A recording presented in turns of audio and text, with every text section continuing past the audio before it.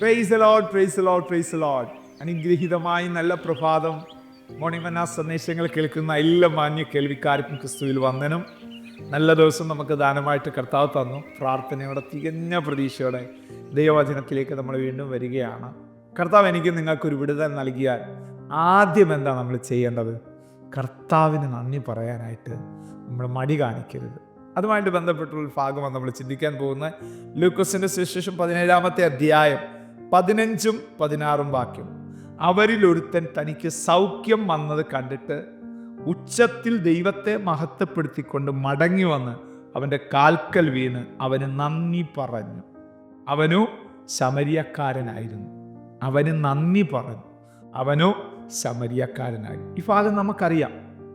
10 കുഷ്ഠരോഗികൾ യേശുവിൻ്റെ അടുത്തേക്ക് കടന്നു വരികയാണ്.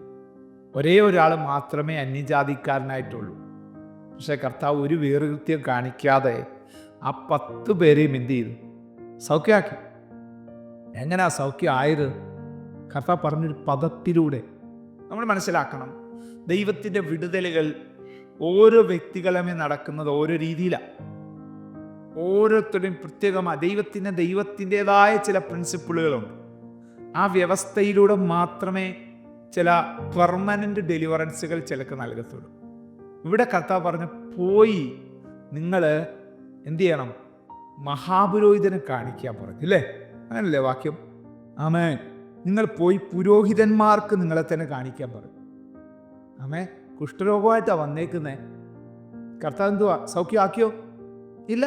കർത്താവ് പറയും, പോയി പുരോഹിതന്മാർക്ക് കാണിക്കാൻ പറഞ്ഞു. അവരൊക്കെ പോയി, വിശ്വാസത്തോടെ പോയത്.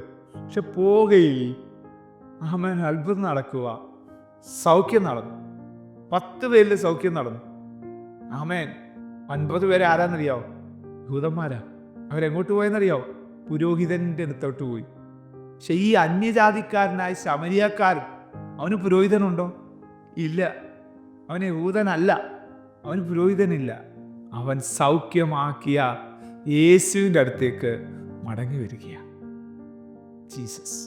കർത്താവോട് ചോദിക്കുന്ന ചോദ്യമുണ്ട്. സൗഖ്യമായത് 10 പേരില്ലേ? 9 പേര് എവിടെ? ഈ അന്യജാതിക്കാരനല്ലാതെ. ഹല്ലേലൂയ.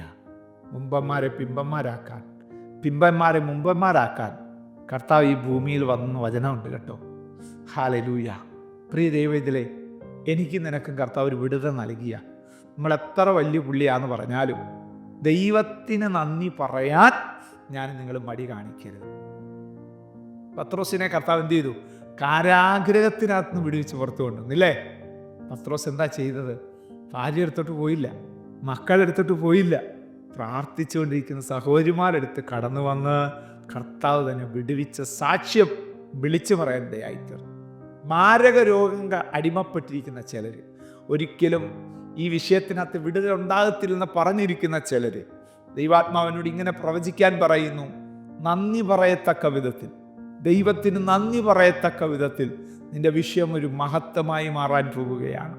പക്ഷേ മനോഭാവം കർത്താവ് ചോദിക്കുന്നുണ്ട്. പുരോഹിതൻ്റെ അടുത്തേക്കാണോ നീ പോകുന്നത്? അതോ ദൈവത്തിന് മഹത്വം കരയേറ്റുവാൻ മടങ്ങി വരുന്നൊരനുഭവമാണോ ഉണ്ടാകുന്നത്? ഈ പ്രഭാതത്തിൽ നമുക്ക് തീരുമാനമെടുക്കാം. ഞാൻ ദൈവത്തെ മഹത്വപ്പെടുത്തുവാനായിട്ട് തയ്യാറാകും. നോക്കിയേ, ആമേ, ഹല്ലേലൂയ. അവിടെ വായിക്കുന്ന പദം ഇങ്ങനെയാ: അവൻ്റെ കാൽക്കൽ കവിണ്ണു വീണു അവന് നന്ദി പറഞ്ഞു. ഉണ്ടോ? കാൽക്കൽ കവിണ്ണു വീണു.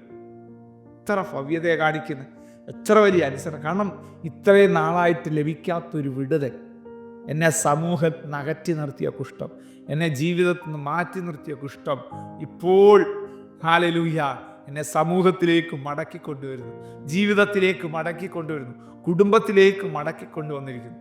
അതിന് കാരണക്കാരനായിരിക്കുന്ന യേശുവിൻ്റെ മുമ്പിൽ കവിണ്ണ വീണ് നന്ദി പറയുക അല്ലാതെ ഞാൻ എന്താ ചെയ്യേണ്ടത് എന്ന് പറഞ്ഞ ആ മനുഷ്യൻ കവിണ്ണ വീണത് കേട്ടോ.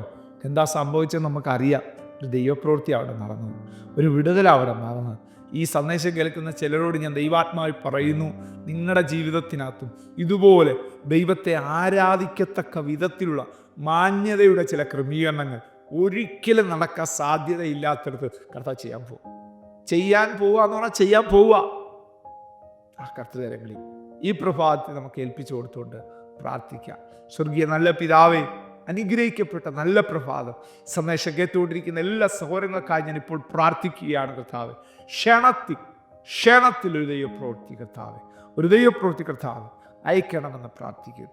അനുഗ്രഹിക്കുക, സഹായിക്കുക, മാനിച്ചു വഴി നടത്തണം. യേശുവിൻ നാമത്തിൽ തന്നെ ആമേൻ. God bless you. ദൈവം നമ്മെ അനുഗ്രഹിക്കട്ടെ. Price the Lord. മോർണിംഗ് മന്ന സന്ദേശം ശ്രവിച്ചുകൊണ്ടിരുന്ന എല്ലാ ദൈവമക്കൾക്കും സ്നേഹവന്ദനം. പാസ്റ്റർ ബിനു വട്ടപ്പാറ.